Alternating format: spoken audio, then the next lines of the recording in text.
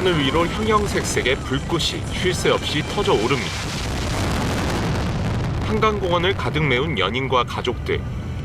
저마다 휴대전화를 들어 이 장관을 사진과 영상으로 남기느라 여념이 없습니다. 기다리면서 다리가 아팠는데 봐가지고 그런 기억이 싹 지워졌어요. 서울세계 불꽃축제를 보러 여의도 일대에 모인 관람객은 주최 측 추산 100만여 명.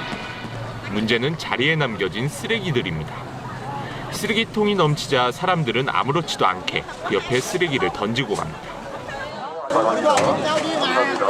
쌓여가는 쓰레기는 어느새 작은 산을 이뤘고 먹다 남긴 음식물들까지 보이며 지나가는 이들의 눈살을 찌푸리게 합니다. 이날 하루 이촌과 여의도 한강공원 안쪽에서 수거된 쓰레기만 58톤으로 대형 폐기물 수거 차량 6대 분량입니다. 올해는 한강공원 언덕 등 일부 구간 출입이 통제되면서 공원 밖에 버려진 쓰레기는 오히려 지난해보다 늘었습니다. 버릴 수 있는 포인트들이 좀 여러 군데 있어서 나름 정리해서 버린다라고 했는데 이제 처리하시는 분들이 힘들지 않을까 좀 걱정이 됩니다. 올해 21회를 맞은 불꽃축제. 하지만 이번 축제에도 올림픽대로 등 주요 도로에는 무리하게 차를 세워두고 관람하는 차량들로 위험한 상황이 반복됐습니다. KBS 뉴스 박찬입니다. 형형색색으로 빛나는 밤하늘의 불꽃들. 해마다 여의도 한강공원에서 열리는 세계의 불꽃축제는 서울의 대표 행사로 꼽힙니다. 매년 올 때마다 너무 다 예뻤고 하나를 꼽기도 되게 힘들 정도로 다 예뻤거든요. 하지만 불꽃놀이가 치러지는 동안 인근 지역의 초미세먼지 농도가 폭증하는 걸로 나타났습니다. 화약이 연소하며 미세먼지를 방출하기 때문입니다. 국내 연구진의 분석 결과 지난 2023년 불꽃축제 당시 인근 지역의 초미세먼지 농도는 평소의 최대 35배까지 급증했습니다. 초미세먼지 매우 나쁨 단계인 1세제곱미터당 76 마이크로그램의 4배를 넘는 수치입니다.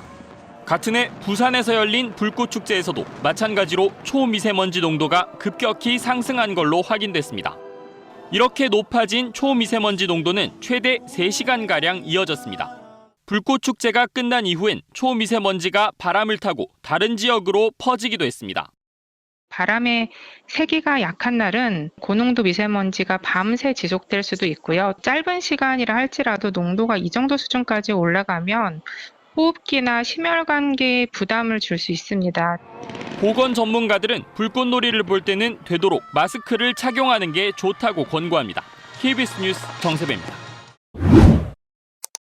늠름한 이순신 장군과 불을 뿜는 거북선, 장군의 결의가 담긴 문구까지 800개의 빛이 밤하늘에 이순신 장군의 일대기를 그려냅니다. 머드를 듬뿍 뒤집어 쓴 사람과 시원하게 미끄러지는 슬라이드, 해지는 장엄한 바다 풍경은 관광객의 시선을 사로잡습니다. 그동안 축제의 시작과 끝을 장식했던 불꽃놀이를 대신해 올해 새롭게 등장한 드론쇼들입니다.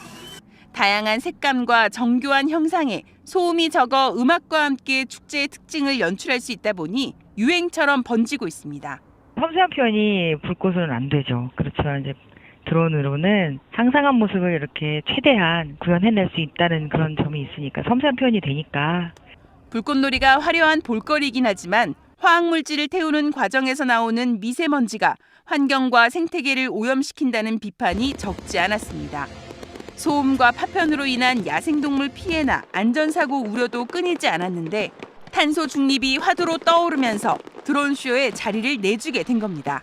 생태적으로나 환경적으로나 그리고 사실은 이제 평화를 지향하는 나라에서 사용하기에는 부적절하다 이렇게 말씀드릴 수 있을 것 같습니다.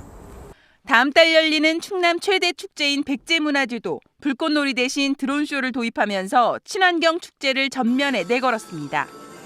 환경에 대한 관심 속에 축제의 꽃이 불꽃놀이에서 드론쇼로 빠르게 변하고 있습니다. KBS 뉴스 이정은입니다.